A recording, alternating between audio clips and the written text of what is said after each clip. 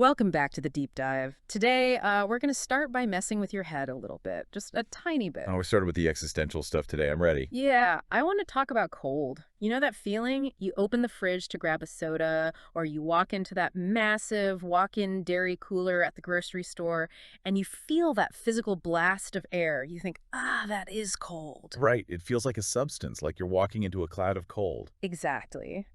But technically speaking, and this is the first thing I learned from our research today, cold doesn't exist. It does not. Yeah. In the strict laws of physics, cold is a phantom. It's a ghost.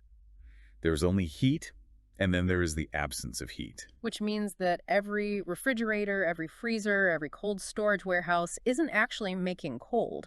It's a machine designed for a very specific violent act, which is ripping heat out of a space and throwing it somewhere else. There's a very metal way of describing thermodynamics, but yes, it's a battle against nature. And today, we're diving into the battle plan. We are looking at a source document titled Load Calculation by Dr. Samit Tawfik. Now, at first glance, this thing looks like a pretty dry engineering lecture. Oh, yeah, it's very technical. Right, it's full of Greek letters and formulas and subscripts, but if you read it closely, it's actually a blueprint for war. It really is. It's a defensive strategy guide. Because the universe, specifically the second law of thermodynamics, wants everything to be the exact same temperature. It wants your ice cream to melt. Exactly. It wants your steak to rot. This document is the mathematical way we fight back against that. And the mission here for you listening is to figure out exactly where the enemy is coming from. And what shocked me as we went through this is that the enemy is literally everywhere. It's the sun, it's the walls, it's the lights, and get this, it's even the food itself. It's a multi-front war. Yeah. And Dr. Tawfik lays it all out in one master equation, the total load. The big equation. Let's visualize this for the listener. It looks like a simple addition problem. Q tot, that's the total heat we have to kill, equals the sum of 5 things. Q tot equals QT plus Q sun plus QP plus QA plus QA plus QS. 5 little variables. It looks so harmless on paper. But as we started unpacking this, we realized every single one of those letters represents a completely different physical beast. Precisely. You've got heat leaking through solid walls. You have radiation bombardment from the sun. You have the biological heat of the product air infiltration and the chaos of the people working inside. So let's unpack this. Let's break down these enemies one by one, starting with the perimeter defense. The passive enemies. The walls and the sun. Right. The source calls this first one the transmission load, or QT. This is your baseline siege warfare. No matter how well you build a cold storage room or a fridge, the walls are just not perfect barriers. We don't have materials that are 100% perfect insulators. So heat is constantly conducting its way through the structure trying to get in. Constantly. And the formula Dr. Tawfik gives here is QT equals sigma U times A times delta T. Now, for those of us who didn't major in mechanical engineering, help us translate that. What are we actually measuring? Okay, imagine the wall of a massive freezer. A is just the area, the size of the battlefield. The bigger the wall, the more surface area the heat has to attack. That's simple enough. Sure, big wall equals big problem. Then you have delta T. That's the temperature difference. If it's a scorching 100 degrees outside and you want it to be 0 degrees inside, that is massive pressure. Like physical pressure. Think of heat like water behind a dam. The bigger the difference in levels, the harder that water pushes against the wall. Okay, so that's the attack force. What is our defense? The defense is U. That's the overall heat transfer coefficient. Think of it as a leakiness score. A leakiness score. I actually like that. Yeah, a low U value means you have great insulation. The wall is a fortress. Maybe it's 6 inches of thick polyurethane foam.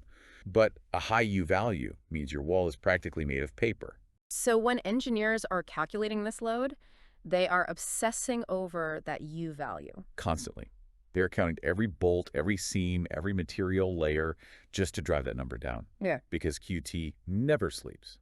As long as it's hotter outside than inside, the heat is marching right through the walls. But then there's a special kind of heat transmission that gets its own category in the source material. It's not just the ambient air temperature, it's the sun. Right, Q sun, the solar load.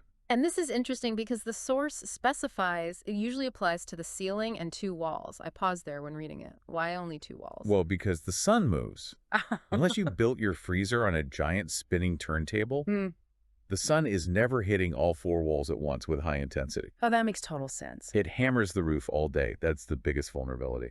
And then depending on how the building is oriented, the east wall gets cooked in the morning, and the west or south wall gets roasted in the afternoon.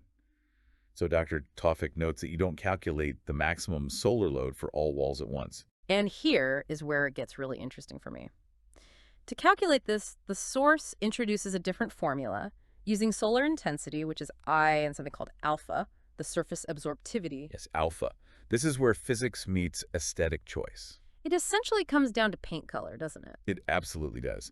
Alpha is a measure of how much solar radiation a surface absorbs versus how much it reflects. If you decide to paint your cold storage facility matte black because you think it looks cool. Like a goth freezer. Exactly. If you build a goth freezer, your alpha goes through the roof. You are literally sucking in heat from the sun. You're turning the walls into solar panels that heat up the inside. So if you're trying to keep things frozen, a dark roof is basically self-sabotage. Completely. You are making the cooling engine work significantly harder just because of the paint job. Yeah. That's why if you look at satellite photos of industrial areas, cold storage buildings almost always have white or reflective silver roofs. It lowers the alpha, which reflects the enemy fire. And the source also mentions HO here, the outside heat transfer coefficient by convection. That's the wind, right? Essentially, yes, is how the air moving over the surface strips heat away or adds it. So you have this dynamic battle on the skin of the building. The sun is beating down, heating up the paint, the insulation is trying to block it, and the wind is scrubbing heat off the surface. And all of that has to be calculated before we even talk about what's inside the freezer. Right. Which brings us to part 2 of our deep dive, the stuff inside, the product load, or QP. This is definitely the most dynamic part of the source material. QT and QSun are happening to the building. QP is the heat contained inside the actual strawberries or steak or fish that you're trying to cool down. And I learned today that cooling something down isn't just a straight line. You don't just turn a dial and poof, it's frozen.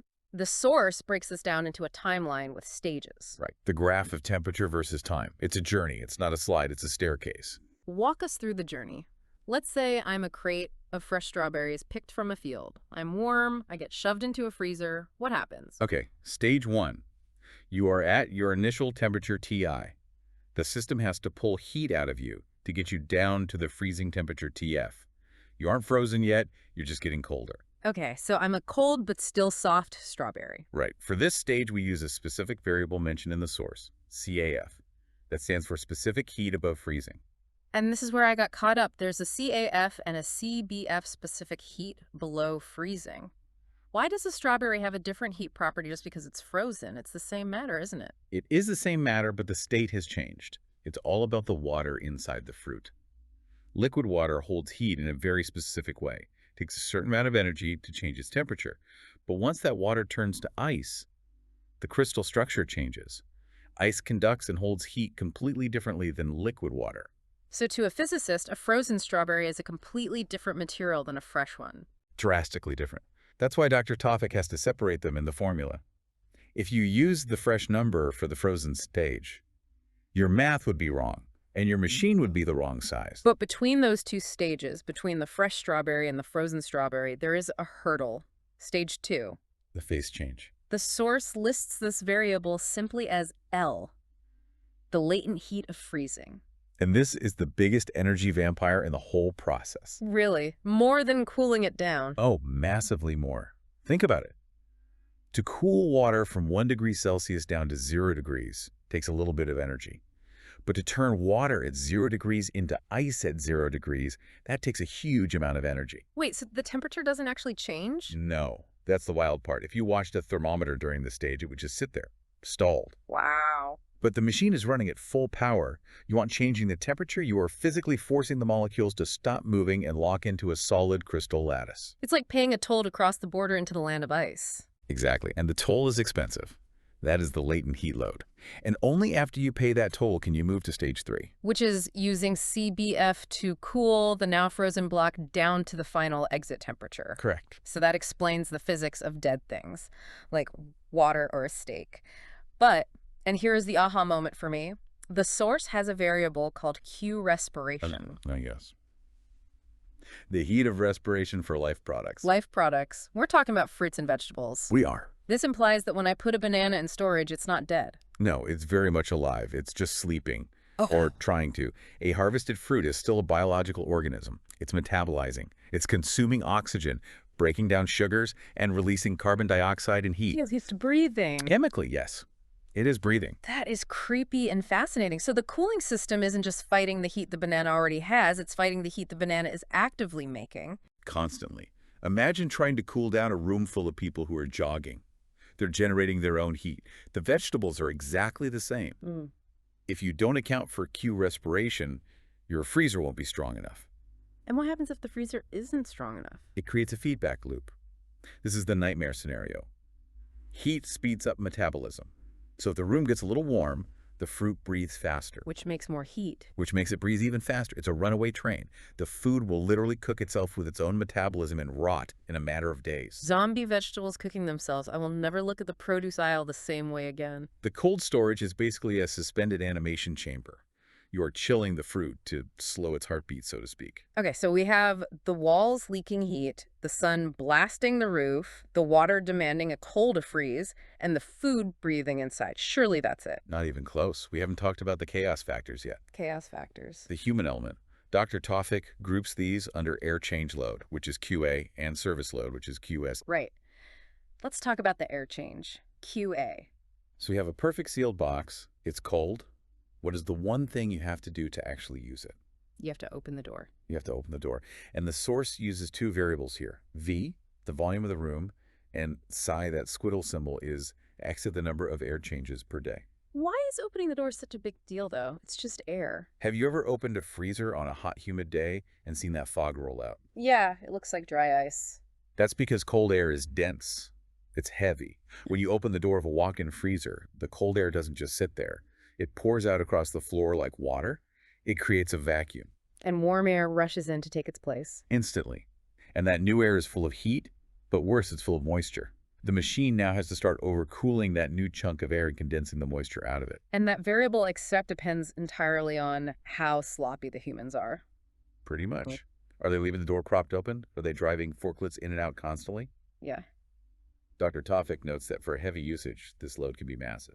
Which leads us nicely into the service load QS. This feels like the irony section of the calculation. It really is. The service load is basically the heat generated by the tools we use to maintain the cold. The source lists 3 specific things: Q, LQ, W, and QM. Lights, workers, and motors. Let's take lights QL. Even LED lights give off some heat. So we light up the room to see the food, and the lights warm up the food. Correct.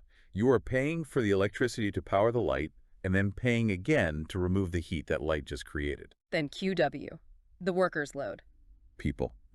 A human being is a biological furnace running at roughly 37 degrees Celsius.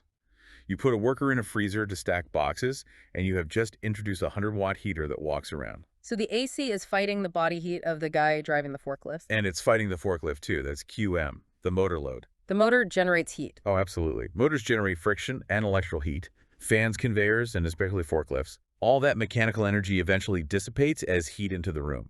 It's amazing it works at all. You have walls leaking, sun burning, fruit breathing doors, opening lights, shining, people sweating, and motors running. All of these things are dumping heat into this box simultaneously. And the engineer has to quantify all of it. They have to sum it up into QTOT, the total load. So once you have that massive number, you just buy a machine that matches it. You say, I need 50,000 BTUs, please. No, not exactly. This brings us to the final part of Dr. Tawfik's document, sizing the machine, the evaporator capacity QE. There are a couple of variables here that surprised me. Little n, the number of evaporators, that makes sense. But then there is big H machine working hours per day. This is a critical insight. Yeah. You might assume the machine runs 24 hours a day, right? Yeah. I mean, my fridge is always on. It's plugged in, but the compressor isn't running 24/7. Yeah. In industrial systems, you absolutely cannot plan for 24-hour operation. You have to plan for downtime. Defrosting. Remember that moisture we talked about from the air infiltration? It freezes onto the cooling coils. If that ice builds up, it insulates the coils and the machine stops cooling. It chokes itself. So you have to turn it off to melt the ice. Exactly. You need defrost cycles. So typically you might calculate that the machine can only work for, say, 18 hours a day. H equals 18. So wait, if you have 24 hours worth of heat coming in from QTOT, but your machine can only work for 18 hours, what do? You have to make the machine stronger. You have to oversize it. Yes. You have to size the machine so that it can remove 24 hours worth of heat in a sprint of only 18 hours. That is such a subtle detail, but it changes the whole cost of the project. You need a bigger engine just because it needs to take naps. And then on top of that, Dr. Tawfik adds the final cherry on top. FS. The factor of safety. Because engineers are pessimists? Or realists. Let's go with experienced realists.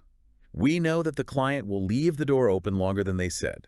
We know the summer will be hotter than the average. We know the strawberries will arrive from the field warmer than expected. So you multiply everything by a safety factor, just in case. Just in case. Usually 5 to 10%.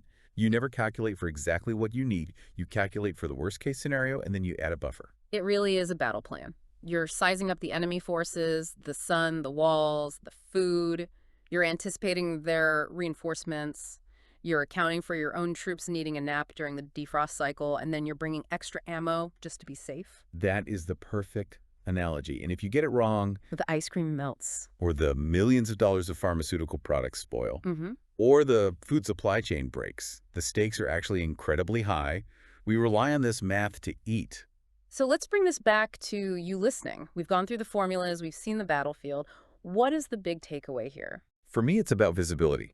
We walk through the world surrounded by these climate-controlled bubbles, our cars, our offices, our supermarkets. We take them for granted. We think cold is just a switch you flip. But this document shows that maintaining those bubbles is a constant, violent mathematical struggle against nature. It's not magic. It's a very specific recipe of subtraction. Exactly. Every time you feel that cool breeze in the grocery store, you are feeling the result of thousands of calculations involving paint color, respiratory rates of fruit, the body heat of a forklift driver, and the angle of the sun. And breathing. I think the breathing vegetables are the part that will really stick with me. The zombie bananas. The zombie bananas. So here is our challenge to you, the listener. The next time you're in the supermarket and you walk down that frozen food aisle, don't just shiver and grab your peas. Stop for a second. Look at the open cases. Look at the lights. Look at the ceiling. Think about the massive equation that is running silently in the background, fighting the sun and the air and the very food on the shelves, just to keep that bag of peas frozen. It's a marvel of engineering that we completely ignore. Until it breaks. Until it breaks. Thanks for listening to this deep dive into the math of cold. We'll see you next time.